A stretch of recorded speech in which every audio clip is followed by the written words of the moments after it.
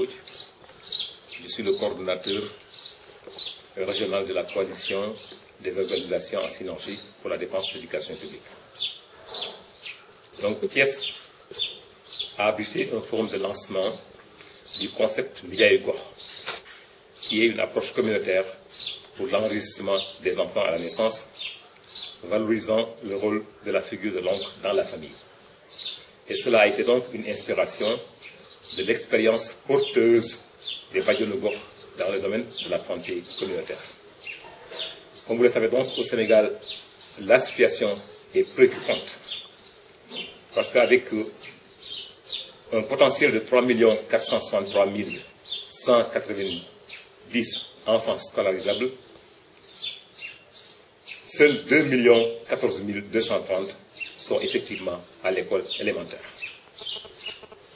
Et dans cette population scolarisée, il se trouve que seulement 754 101 possèdent un acte d'état civil.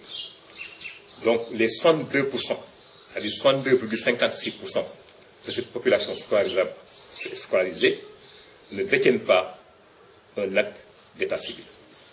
Et ça a été une étude qui a été donc faite par la COSYDEP en 2017.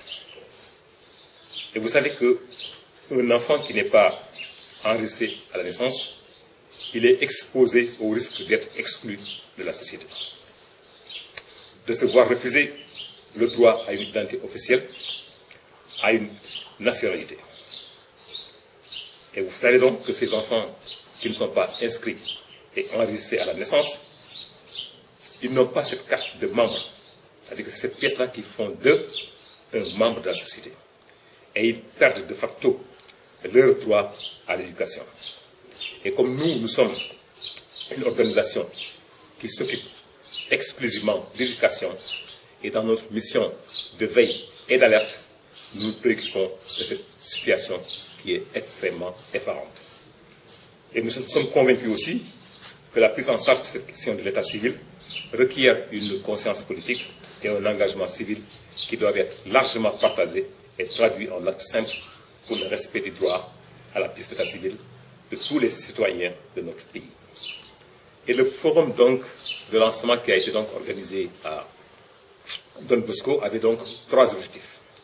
D'abord, d'établir un état des lieux des difficultés et obstacles à l'enregistrement des enfants à la naissance et de partager les expériences et bonnes pratiques facilitant l'enregistrement des enfants dès la naissance.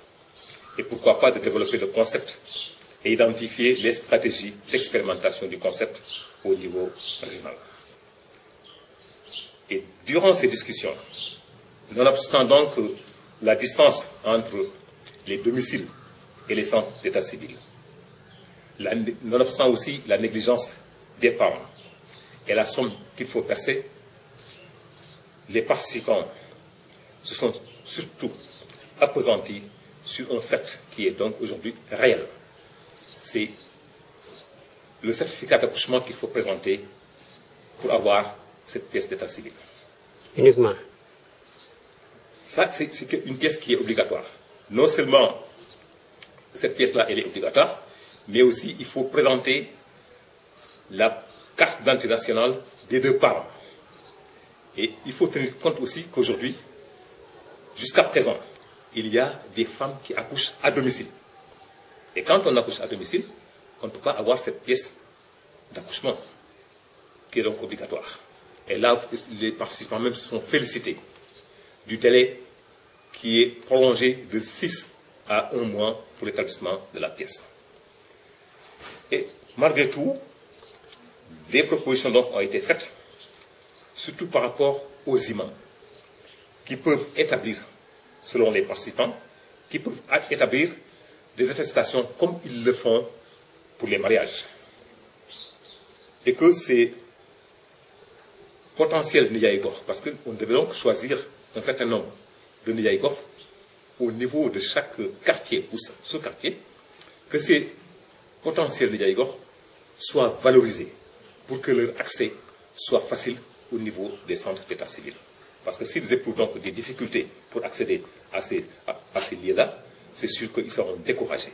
Raison pour laquelle donc toutes les autorités donc seront saisies pour que leur accès soit facile au niveau, n'est-ce pas, de ces centres d'état civil. Par exemple, si l'un des parents n'a pas de pièce d'identité, parce que ça arrive. Mais c'est là où ça pose problème. Parce que s'il faut obligatoirement présenter la pièce d'identité des deux parents, ça pose problème. Parce que nous sommes souvent confrontés à des couples séparés, où on ne voit pas l'un des parents, aux enfants qui ne sont pas reconnus. Vous voyez donc que ça, c'est des problèmes. Donc le rôle du Ndiaye Gox, c'est d'abord de sensibiliser la communauté, ensuite de faciliter l'établissement de la pièce, c'est-à-dire donc de montrer aux parents les voies, les procédures qu'il faudrait donc suivre pour que l'établissement soit effectif. Un enfant sans pièce d'état civil. Donc, comme on l'a dit tout de suite, un enfant sans pièce d'état civil n'est pas membre de la société. Parce qu'il n'a pas droit à une nationalité. À qui la responsabilité? Mais la responsabilité incombe à tout le monde. Non seulement elle incombe aux parents, mais elle incombe aussi à la communauté. Tout d'abord aux parents. Tout d'abord aux parents. On a dit donc que la responsabilité d'abord incombe aux parents, mais ensuite à la communauté. Parce que nous aussi, nous sommes responsables. Parce que nous ne devons pas rester les bras croisés devant un enfant qui est dans cette situation. Parce que l'enfant n'est pas responsable. Ses parents aussi ne sont pas responsables. Parce que des fois, ils sont confrontés à certains problèmes, mais nous devons aussi apporter assistance à ces parents-là. Maintenant, qu'est-ce que vous allez faire pour eux? Maintenant, dans certains cas. Dans ces cas précis maintenant, nous allons saisir donc les Ndiaye Gox pour voir quelles sont les démarches que nous pouvons faire sur le plan administratif pour que cet enfant-là puisse avoir sa pièce d'état civil. En tout cas, le Ndiaye Gox, nous allons trouver les moyens pour capaciter les Ndiaye Gox et de formaliser ce cercle pour que ces Ndiaye Gox soient reconnus au niveau de la communauté. Nous l'avons tantôt dit, parfois il y a des parents qui n'ont pas de pièce d'identité. Quelles sont les démarches que vous allez faire dans certains cas? Mais nous allons poser le problème acquis de droit pour voir qu'est-ce qu'il faut faire sur le plan juridique. Parce que ça, c'est des problèmes juridiques qu'il faut donc vraiment régler. Merci.